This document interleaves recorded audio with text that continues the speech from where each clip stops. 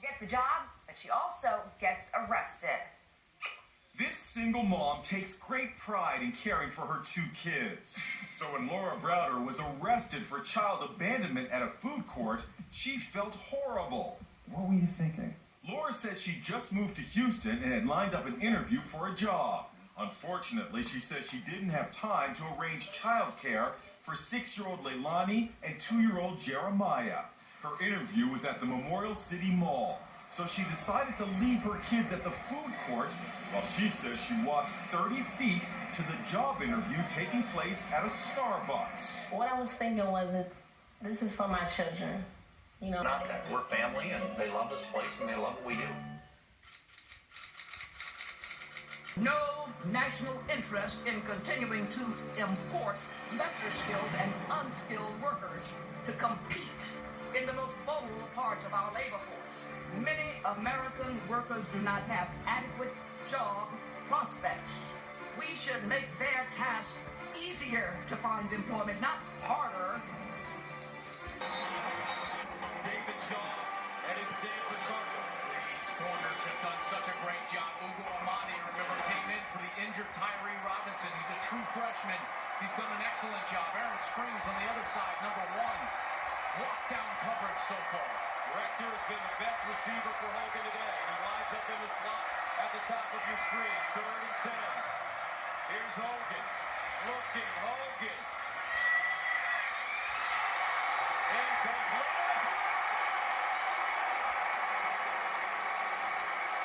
A flying throw. With 14 seconds left.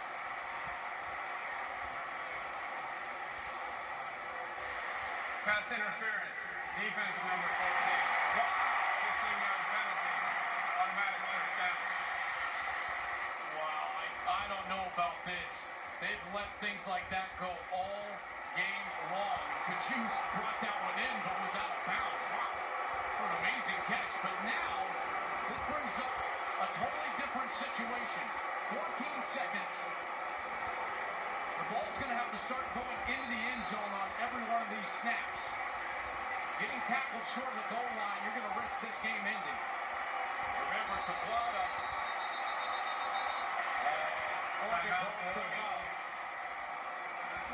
Bring him to justice.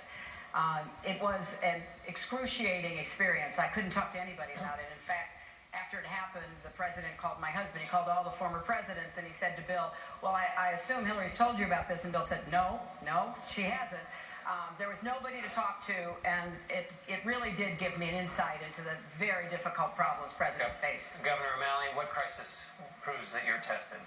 John, I don't think that there is a crisis at the state or local level that really you can point to and say, therefore I am prepared for the sort of crises that any man or woman who is the commander-in-chief of our country has to deal with.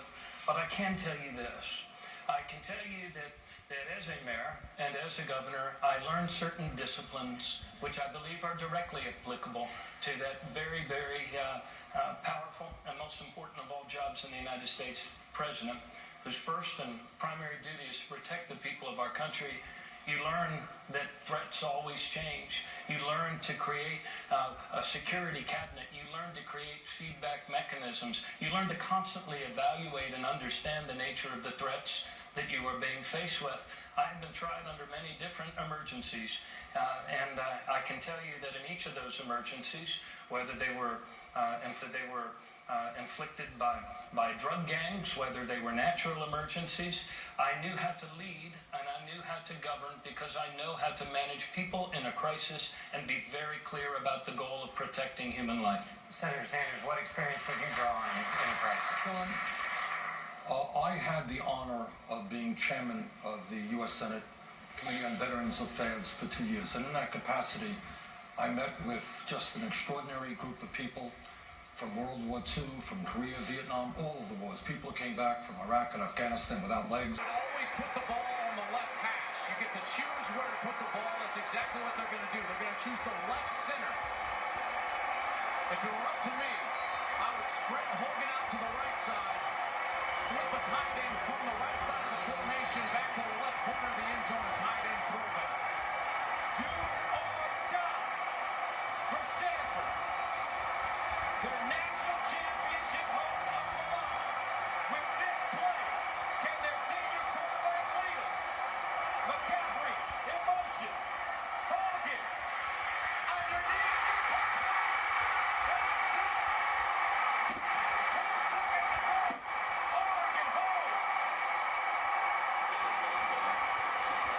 See him. Where is she, by the way? Well, in their room. I've been spent the whole afternoon with her. And she's not silly. He's the silly one. He's actually rather a sensitive lad. Yeah, no, Ted. Oh, sensitive. Yeah, no, Ted. Typical, isn't it? All boys together. Oh, that's rich. But you've been with her for hours. Look, we went out to lunch and then we went shopping. Shopping. I thought Shopping? it would cheer her up. Well, this poor lad is moping about in a bar, drinking drinks he can't handle. Well, you didn't do much about it. Well, what was I supposed to do? Take him shopping? Yeah, no, Ted. Shut up. I'm going to have a bath. You can't. Not with him here. Well, I don't intend to take him in there with me. Well, I'm not going to have you skipping around the room with just a towel. Oh, you telling me you're not? Well, then I'll take my clothes in with me. Well, what about him? Well, he's your drinking mate. You sort him out. Right. I will. Oh, Lionel? Oh. Terry. Oh, you should be so lucky. Oh, come on, wake up. United. Who are you? Fifi le bonbon.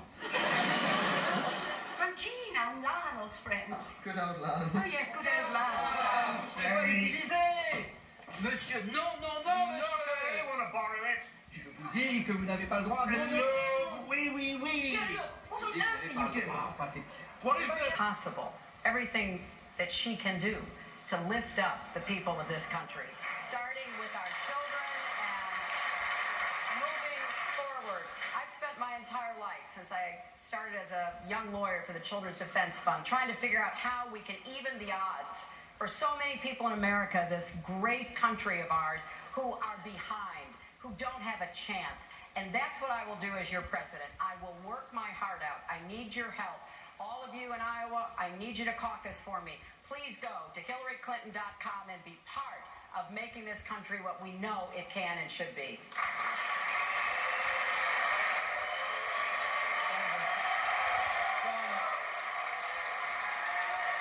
This country today has more income and wealth inequality than any major country on earth.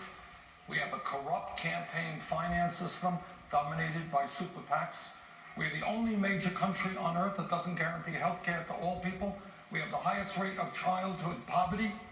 And we're the only country in the world, or virtually the only country, doesn't guarantee paid family and medical leave. That's not the America that I think we should be.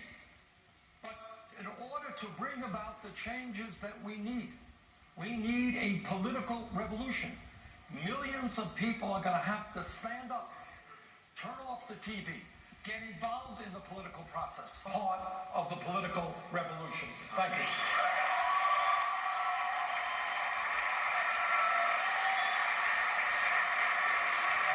You? It's me. You don't look a day over 70, am I right? You're Peter Pan. You stay young forever. It's what you do. If you want to save 15% or more on car insurance, you I'm just an average, everyday college student, and definitely not Colonel Sanders. So I really enjoy a great lunch, like this KFC. Bathing suit was number one answer. Give me an animal that has wood in its name. You said woodpecker. Survey said